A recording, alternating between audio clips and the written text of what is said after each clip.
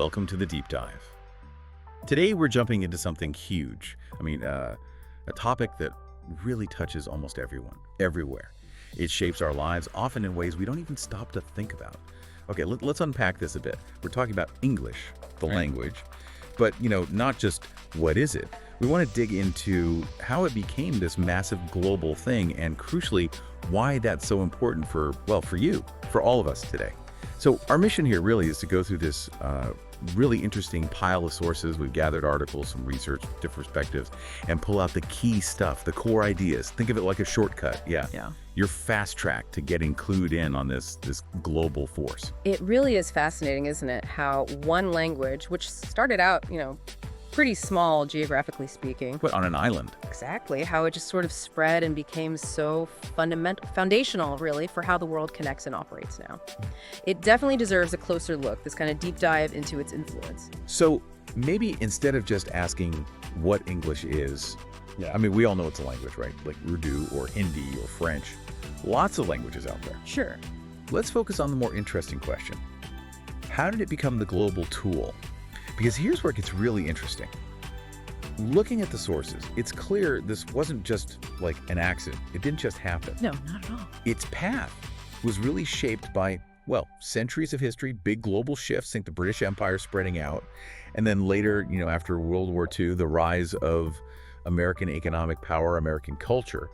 It went from being just a regional language to what you'd have to call a proper global lingua franca. Precisely. And a lingua franca, just so everyone's clear, it's basically that common language people use when they don't share a native tongue. You need something to communicate. A bridge.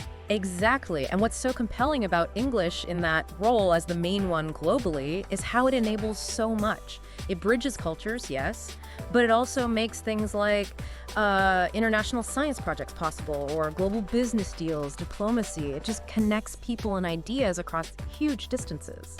And if we look at, the nuts and bolts, the words, sentences, grammar, it has all that. Maybe one subtle thing is its huge vocabulary. It's like a sponge, isn't it? It really is. Absorbing words from Latin, French, German, everywhere. And maybe that flexibility, plus maybe a grammar that's, arguably a bit more straightforward than some others.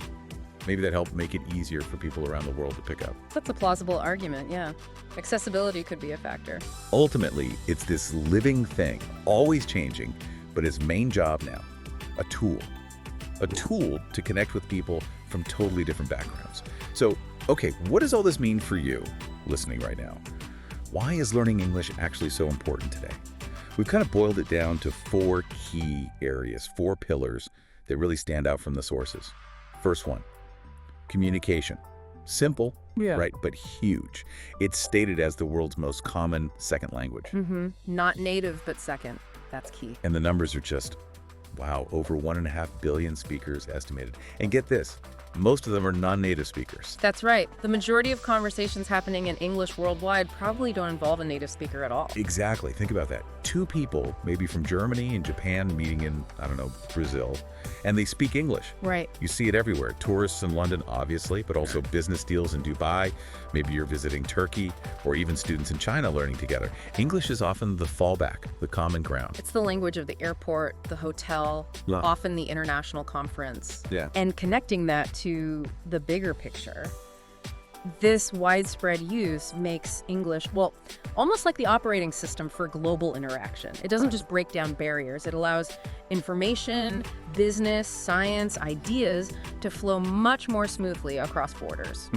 Honestly, without this common language, a lot of the international stuff we kind of take for granted, like global health research or climate talks, would be way, way harder, maybe impossible on the same scale. That flows really nicely into the second pillar. Education and learning. If you want to learn stuff, expand your knowledge.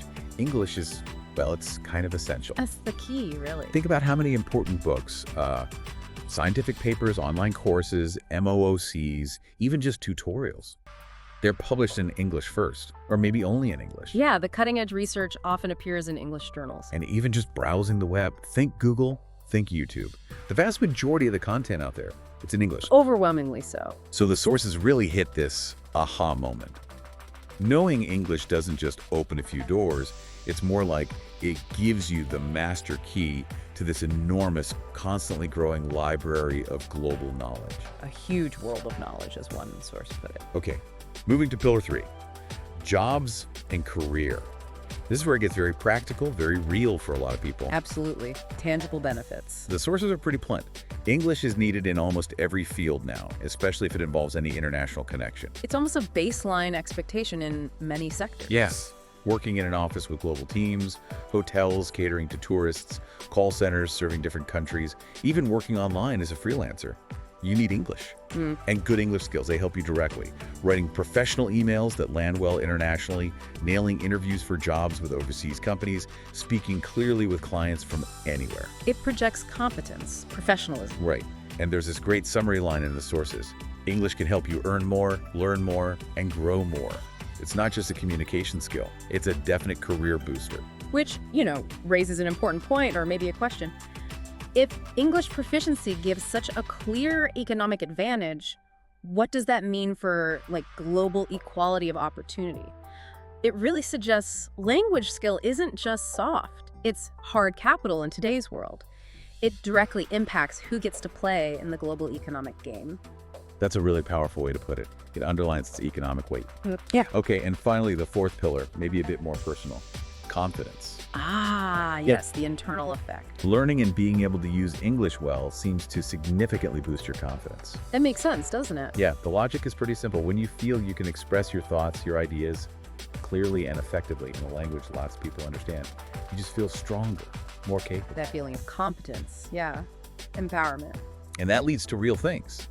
Feeling ready to speak up in a meeting with international colleagues, maybe presenting your ideas, even just traveling to a new country, it feels less daunting if you know you can communicate. Takes away a layer of anxiety. It really does. It just broadens your horizons, makes you feel more self-assured in a wider world.